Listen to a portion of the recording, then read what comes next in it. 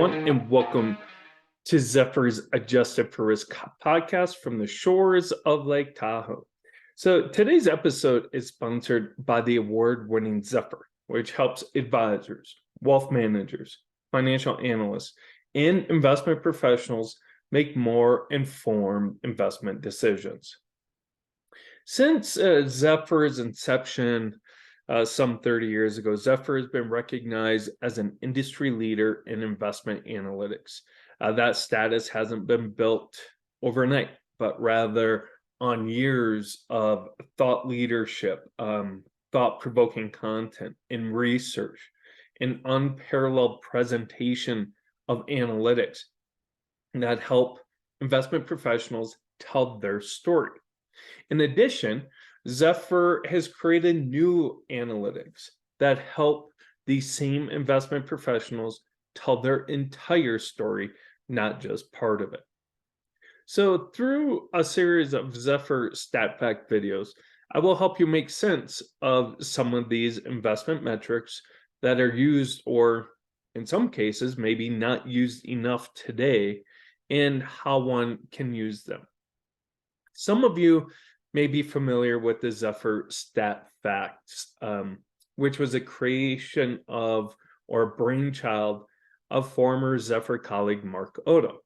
So I'm going to go ahead and take these fantastic resources and put them in a video format. You know, there's a lot of great investment metrics out there. And in some cases, it can be like alphabet soup, which can make it very confusing in determining which metric an investment professional should use. So hopefully this series of StatFact podcasts will make it easier for you. Investors are faced with a growing list of concerns and unknowns as market risk and uncertainties continue to grow in today's environment. Investors are wrestling with the health of the banking sector, uncertainty about how high the Federal Reserve will raise rates, or potentially even will they cut rates this year, increasing geopolitical risks, and a slowing economy. When looking for investments during this period of heightened uncertainty, there are some investment risk metrics that should be considered. Now, a few weeks ago, I wrote a blog titled Drawdown Risk Reexamined. In that blog, I discussed some different investment metrics that help measure a manager's skill in limiting drawdown risk, which is especially important during today's uncertain investment landscape. So continuing with that theme of drawdown risk, or some people call it focusing on capital preservation. Drawdown risk is simply the risk of losing money in an investment. So in this edition, I'm going to focus on the volatility statistic known as downside deviation. There are a lot of ways to measure investment risk, whether measuring volatility risk using standard deviation, or measuring downside risk using the Zephyr Pain Index. Downside deviation is a risk measure or a risk metric measuring volatility. It is a variation of standard deviation that focuses only upon the bad volatility, not the good volatility. So how is it useful? Downside deviation, it addresses the shortcoming of standard deviation. Now, standard deviation makes no distinction between the good or the upside deviations in a return stream and the bad or downside deviations of a manager return stream. Both upside and downside deviations have an equal influence on the calculation of standard deviation. So you can kind of see the issues there.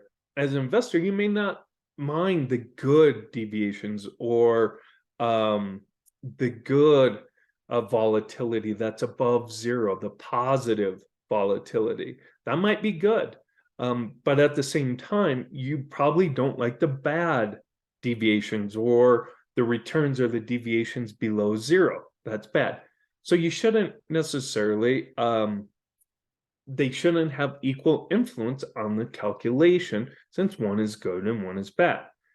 Downside deviation seeks to remedy this by ignoring all the good observations and by instead focusing just solely on the bad returns. So what is a good number? Like most other risk metrics, the lower the number, the better. A value of 0 would be the best possible value, meaning there is no bad returns. However, it is important to understand the number in the proper context. One would need to look at the downside deviation of a relevant benchmark or an appropriate peer group in order to get a good feel for the downside deviation of a specific mutual fund, ETF, or SMA. It's good to compare on a standalone basis the downside deviation for one manager. It may not mean a lot, but when you compare it to its peers or relevant benchmark, it takes on much more meaning. So what are the limitations? In order for a downside deviation measure to be useful, there must be enough bad observations for the calculation to be statistically significant. While an investor might feel that lacking bad events in a data stream is actually positive, the usefulness of the metric would be limited if that was the case. Additionally, what is considered bad returns is up for interpretation.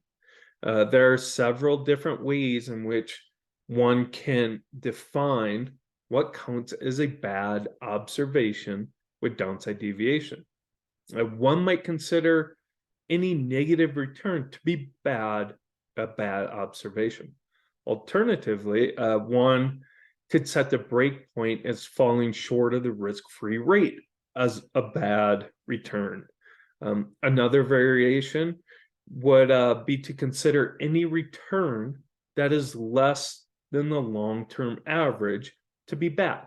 So again, my interpretation of what a bad return is, potentially I might feel anything under any return falling under the risk-free rate is bad, whereas someone else may think a bad return is something that falls below 0 or is negative.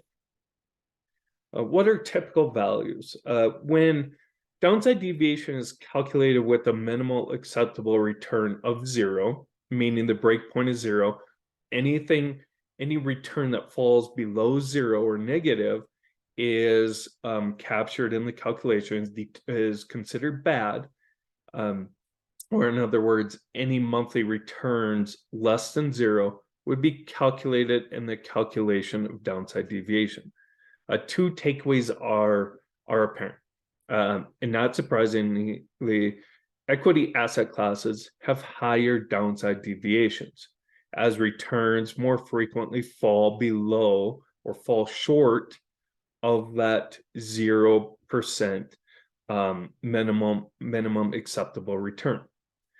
Also, this happens more frequently in the 2000s than in the 1980s and 1990s.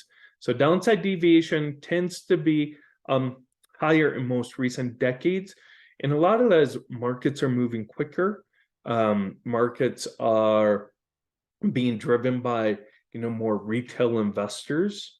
And there's just more volatility in markets driven by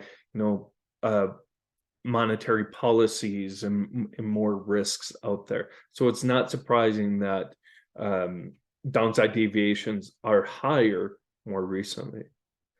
So that concludes this episode of Zephyr StatFacts. You can watch previous Zephyr StatFact episodes of the Adjusted for Risk podcast on Zephyr's Adjusted for Risk YouTube channel, as well as on Spotify. Lastly, you can locate all of our StatFact resources on our Zephyr website at zephyrfinancial.com. financialsolutions.com. So with that, thank you all very much for listening and watching, and I hope you have a great rest of your week.